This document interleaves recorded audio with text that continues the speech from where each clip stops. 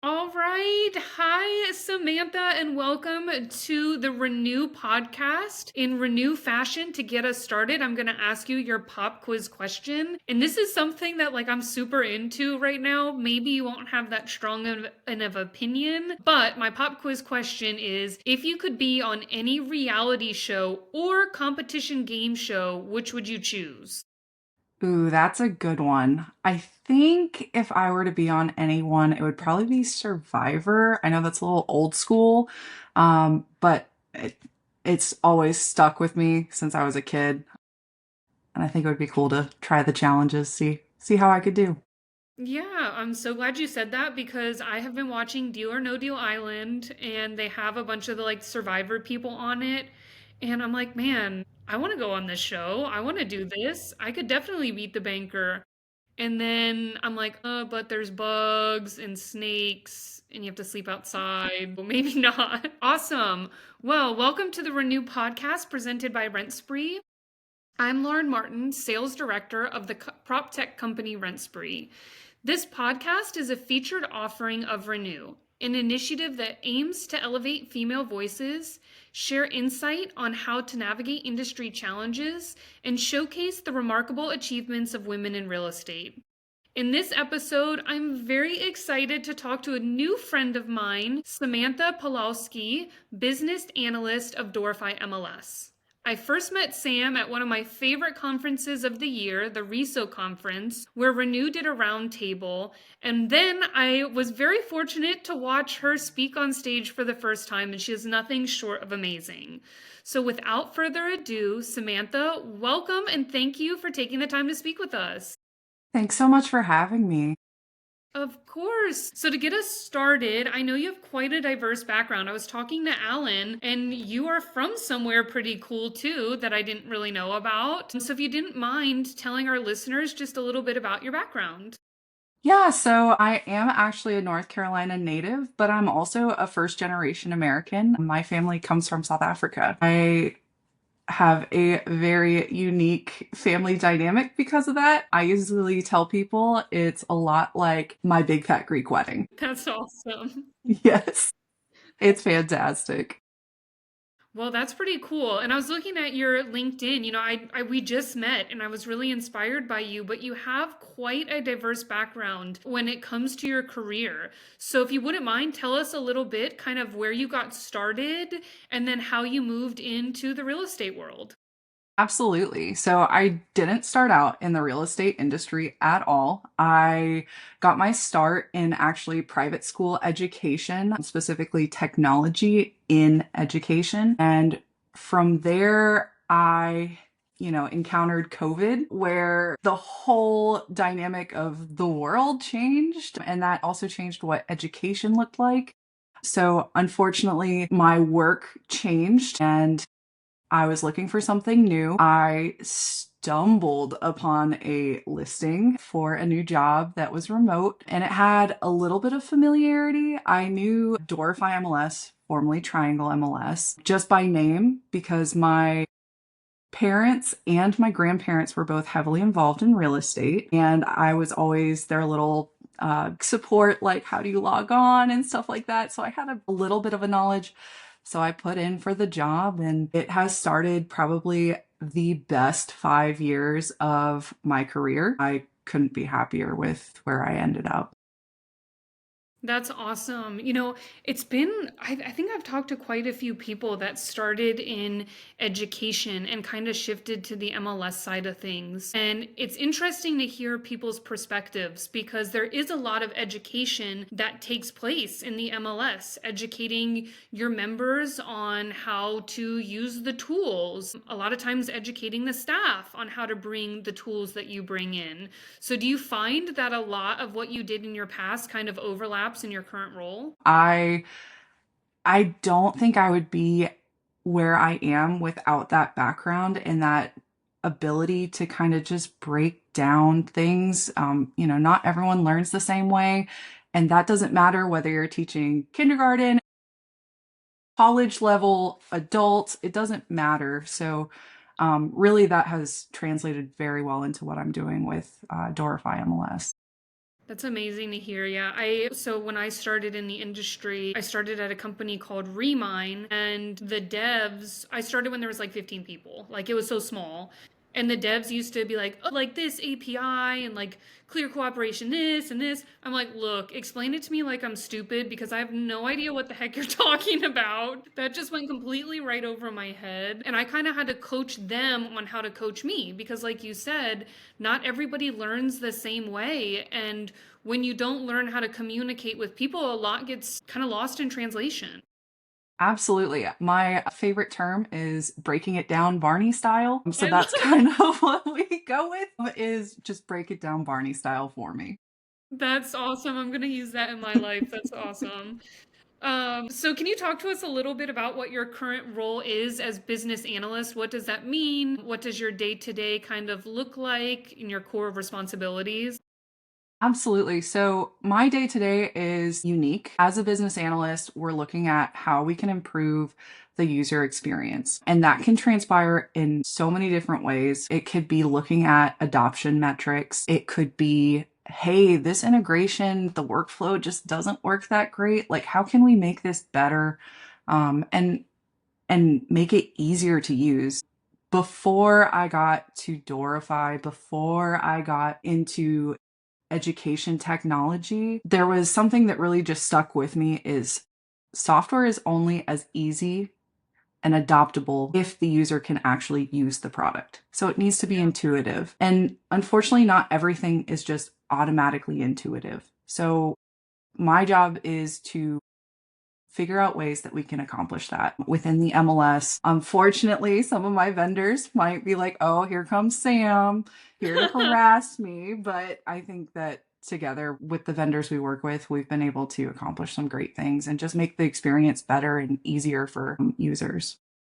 Yeah, and I find too on the vendor side with Rent Spree, sometimes it people do feel like, oh, here comes Sam. I mean, not you obviously, but just in general.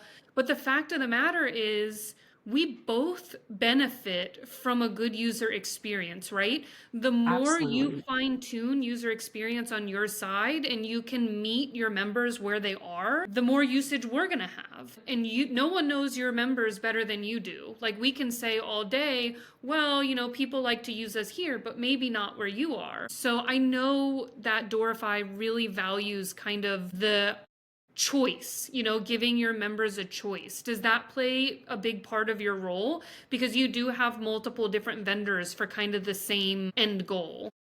Absolutely. And I mean, we're in this together. At the end of the day, we're all in this together, whether it's the MLS, the vendors, the end user, or our subscribers. So it's a group effort and we're all trying to accomplish the same thing. So while it might not be the easiest thing to accomplish, I think that the understanding we're all in it together, we can actually get through this.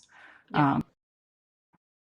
Definitely. It's a give and a take too. And I think that more organizations would benefit from a position like you, just understanding it's like a symbiotic relationship, right? We both need to Absolutely. work together to make sure that this launches as seamlessly as possible. Because if it doesn't, what's going to end up happening is it's going to be poor adoption. And then, that's the vendor is eventually going to get dropped if it's not being used. So I think that's amazing.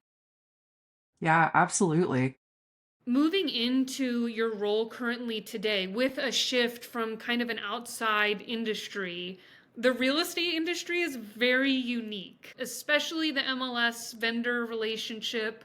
It is like a little family. They say once you come in, you never leave, like the mafia. But it doesn't come with it's not always easy. It does come with its challenges. Was there a specific hurdle that you felt like you had to overcome making the switch into this industry?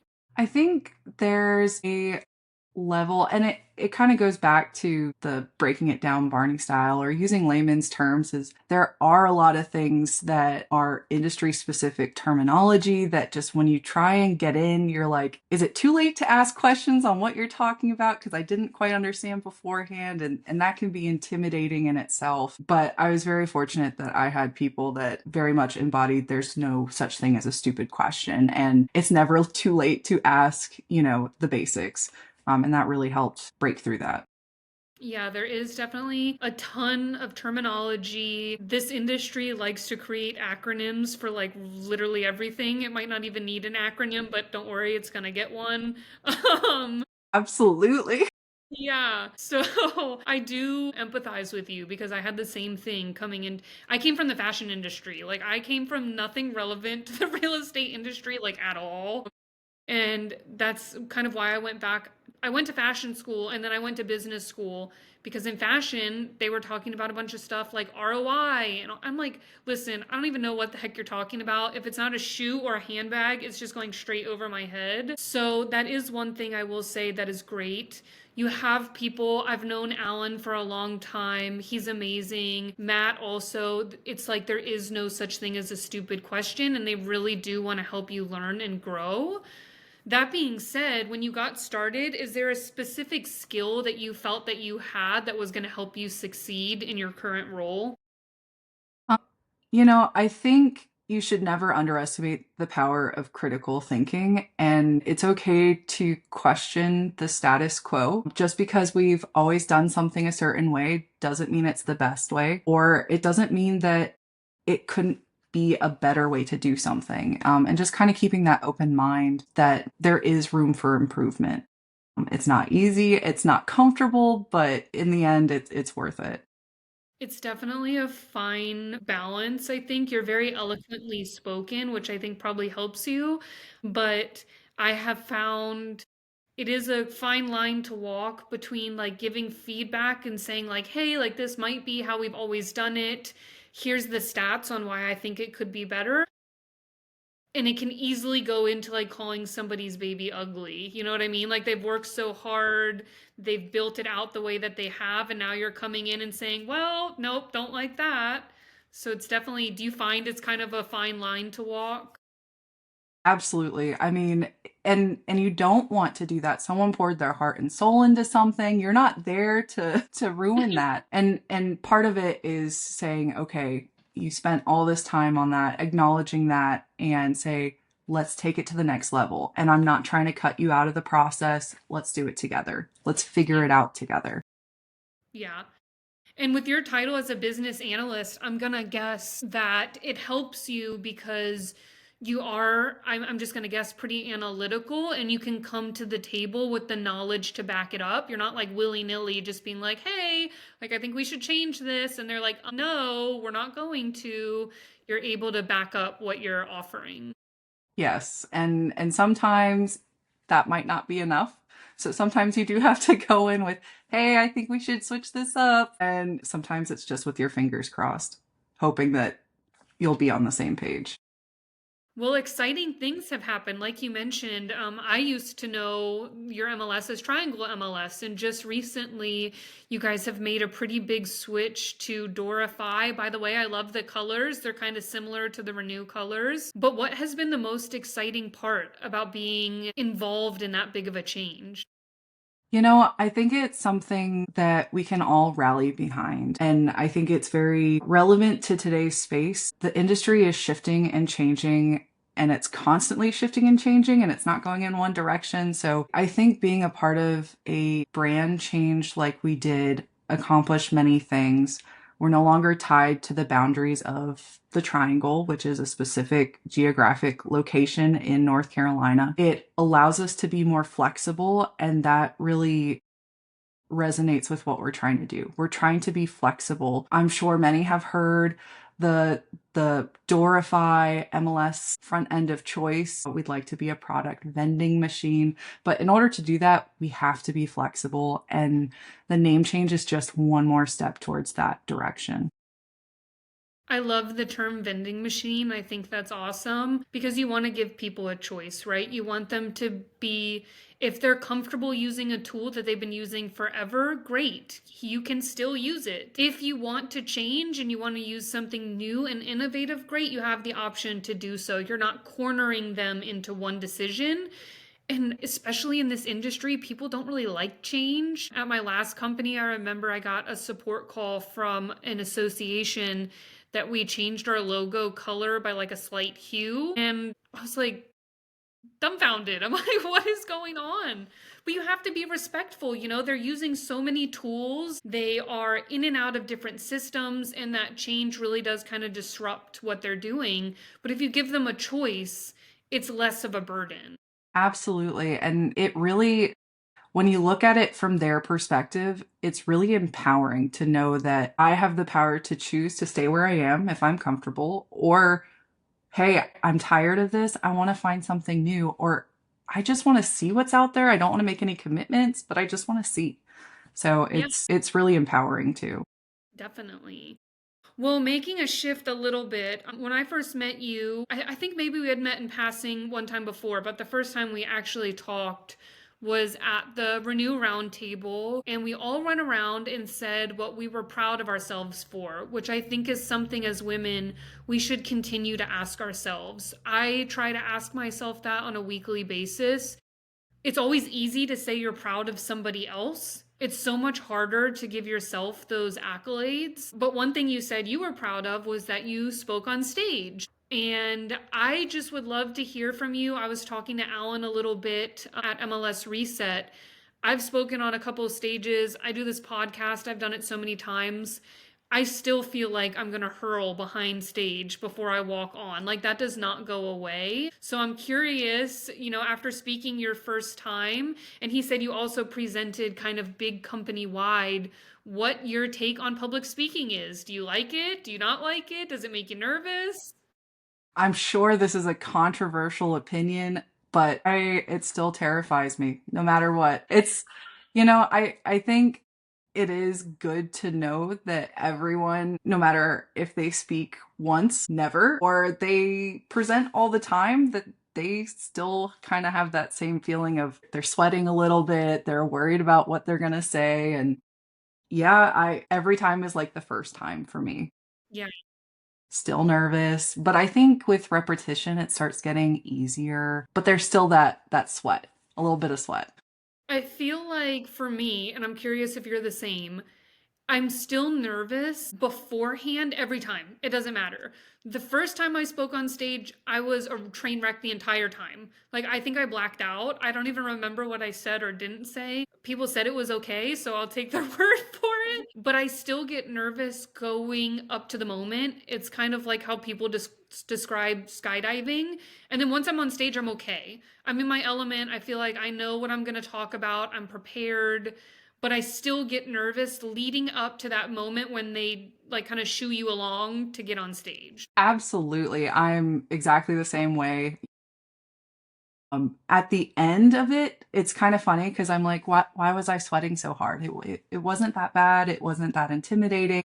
It flowed. It worked. And then the next time, of course, sweating again, Of nervous and course.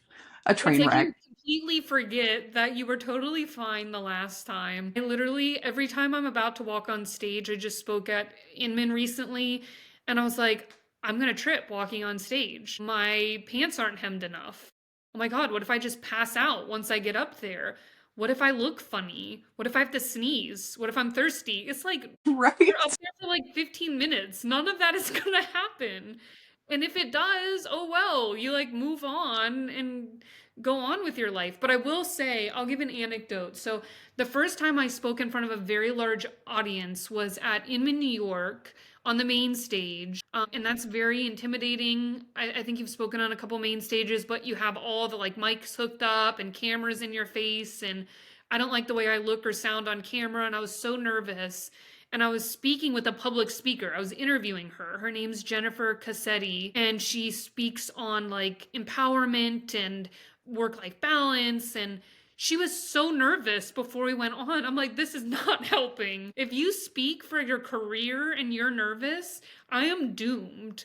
And she was like, I'm just going to be honest with you. Like, the nerves never go away. And I'm like, well, that is really not comforting. And she was like, what I will tell you is somebody in the audience needs to hear what you have to say today and speak to them. And once you get up there, you're not going to be nervous. And this is just leading up to it. And that kind of stuck with me because that is how I feel now. Once you get going, somebody does benefit from what you have to say and they came to listen. So I don't know if that's how kind of how you feel, but My advice to people is just do it. And if you think it's going to get easier, it probably isn't.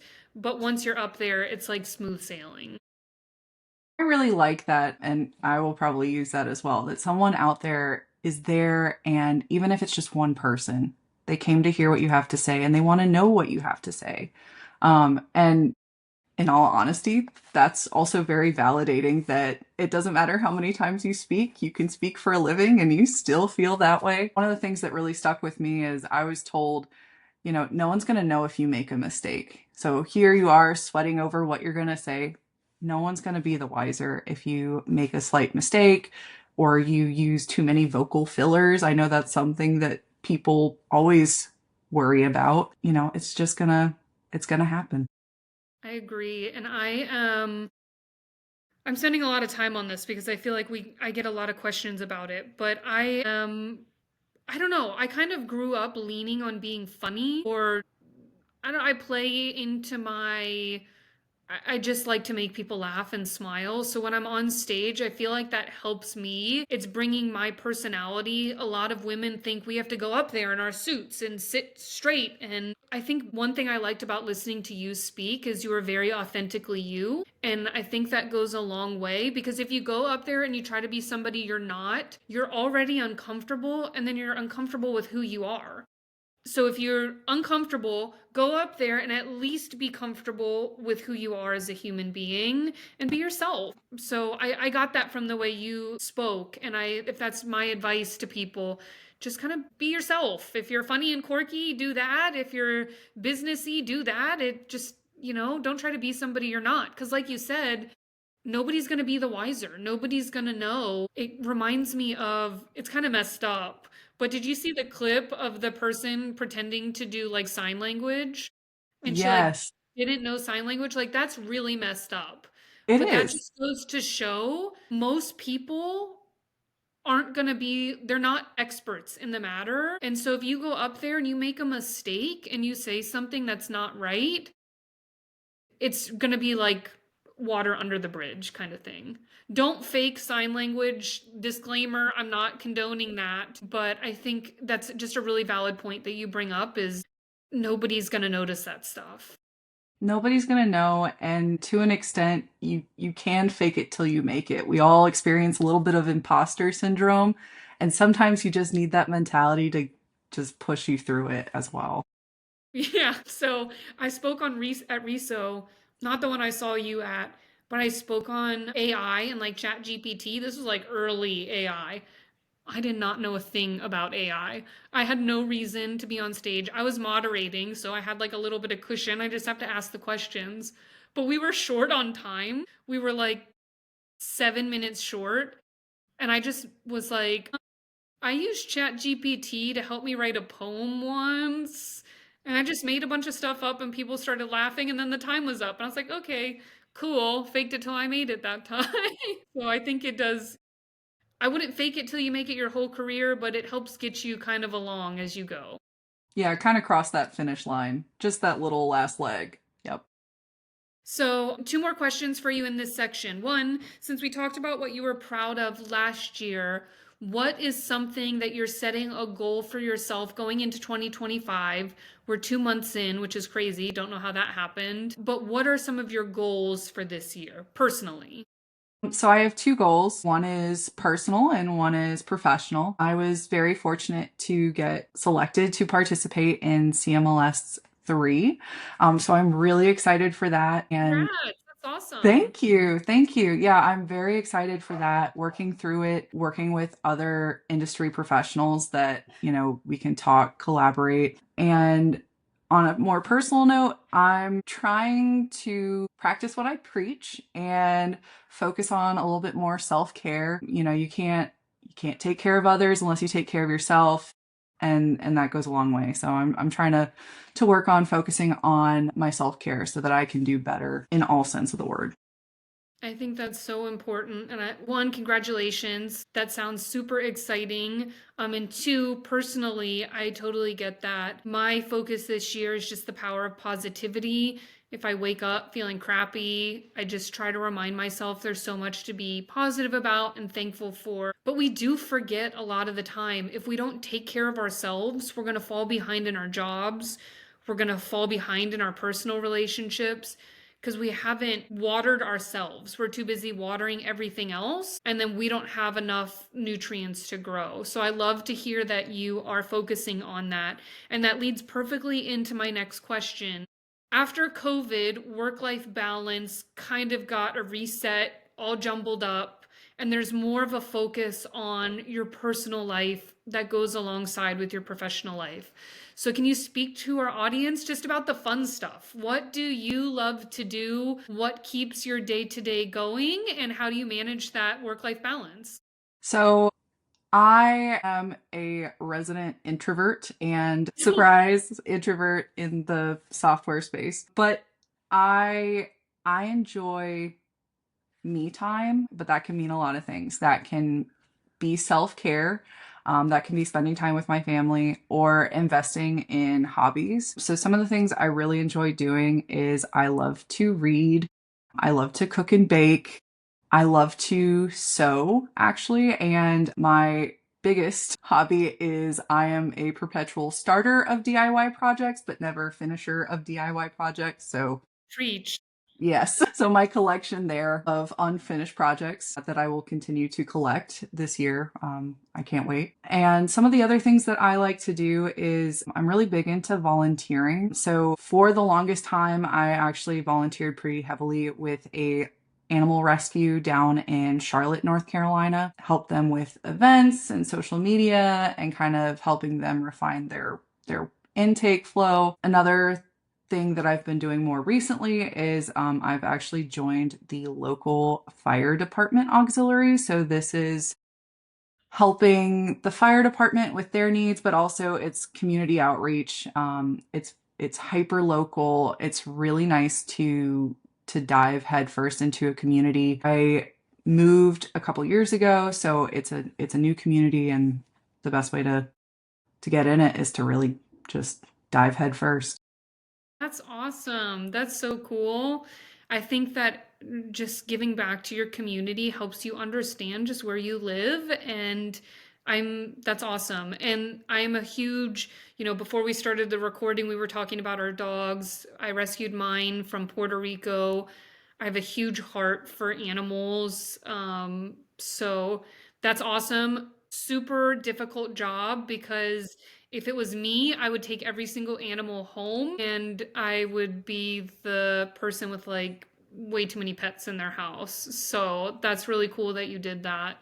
And then totally understand the DIY thing. I am crafty by nature. I sew too. We'll have to share our projects Yes, with each other. I make all absolutely. my own Halloween costumes. I take Halloween very seriously. Like I said, I went to fashion school as a fashion designer, but I am notorious for starting puzzles and not finishing them. During COVID, I got that little bead bedazzle thing where you put the little dots in, did like two-thirds, and I'm like, this is stressful, didn't finish it. Even if maybe it's a sign that I have like ADD or something, because even if I clean, I get like two-thirds of the way done and then I'm like, okay, I did enough.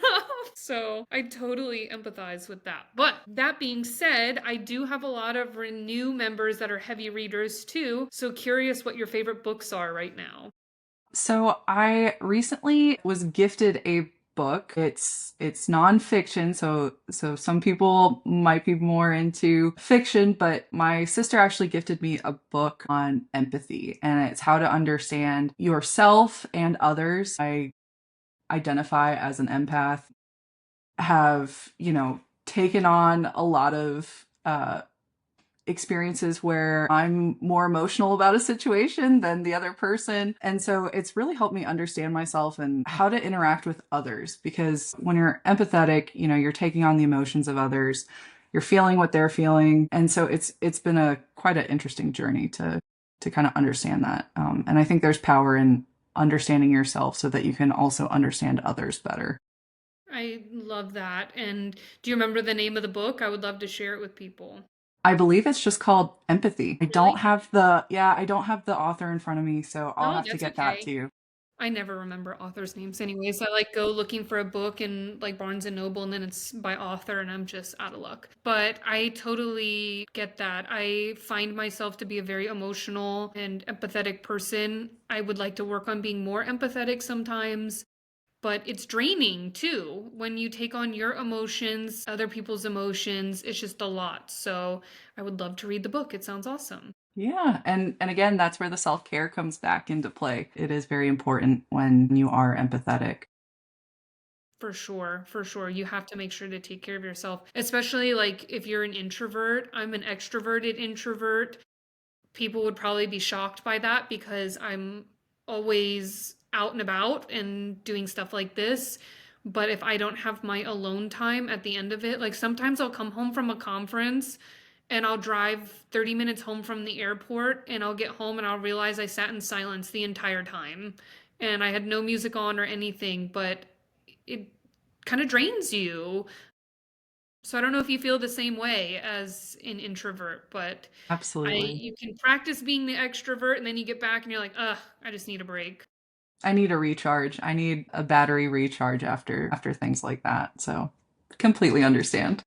Exactly. Okay, well, moving into our next section because we are running short on time. As you know, at Rent Spree, we have started the Renew Initiative. It's something that is very near and dear to my heart, but we try to foster a sense of community for women that work in all areas of our industry. And one thing that is super important to us is female mentorship and empowerment. So if you wouldn't mind, just talk to our listeners a little bit about what mentorship and female empowerment means to you. So, I think a good mentor, it doesn't matter who they are. I have been very fortunate in my mentorship. I have a lot of leaders in front of me that have really empowered me to make choices and they'll support me no matter what. So while sometimes it can feel like trial by fire, really afterwards it feels like they gave me the space to succeed on my own, but also giving me all the tools to do so. They didn't just, feed me to the wolves and say, good luck, kid. Sink or swim. It wasn't like that, but letting me get out there and try myself because you can have someone that brings you up the ladder with you, but if you don't do it on your own to an extent, then you'll never know if you made it on your own volition. So giving me the tools to stand on my own and giving me opportunities to prove that I've done that and I've gotten those tools. Yeah. Would you say that I found recently that a lot of mentorship comes down to trust? That they feel like they trust you enough, like you said, and give you the space to prove that you've learned what they've taught you to do. Absolutely. Absolutely. Well, that's awesome. So, the last question that I have for you, this is the question I leave every single one of my podcasts off with. It's something that I feel really gets to the core of who we are as people. But if you could go back in time and give advice to your younger self, what would you tell little Samantha? I would tell her just a few simple words. You can do it. Just no matter what, you can do it. And that confidence and knowledge that whatever you set your mind to, you can do it. It's all on you, but you are the only one that can really raise up and do it. And you have the tools, you have the support, you have the mentors, you have the coworkers, family, friends to really help you get through it all. And at the end of the day, you can do it.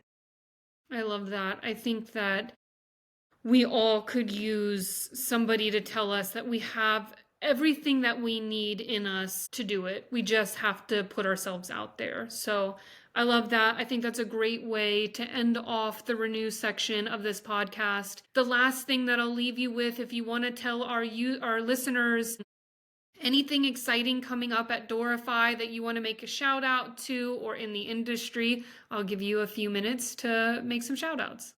All I can say is we have a lot of exciting things coming down the pipeline in 2025. Definitely, I implore you to check us out. We have a lot of fun new products for our vending machine coming through, and we're really, really excited to showcase those throughout the year. Well, awesome. I know I'm looking forward to see what you guys have in store. Hopefully, I'll see you guys at a conference coming up. Maybe we'll share a stage together someday. That'd be pretty cool. But Sam, I really want to thank you again for being on our podcast. It's been quite a pleasure. Thank you so much for having me. And, maybe that can be our 2026 goal is to share a stage together. I think that I would be love it. great. That's awesome. Let's plan for it. But thank you again for being on and for everybody that's listening. Thank you for taking the time out of your day to listen to us chat. You guys mean the world to us. Again, take the keynote from Sam. 2025 goal, take care of yourselves, remember to water yourselves, and also practice the power of positivity. And if you don't already, please make sure to like and subscribe on whatever pod platform you listen to us on. Until next time, everybody, thank you so much and keep spreading the girl power.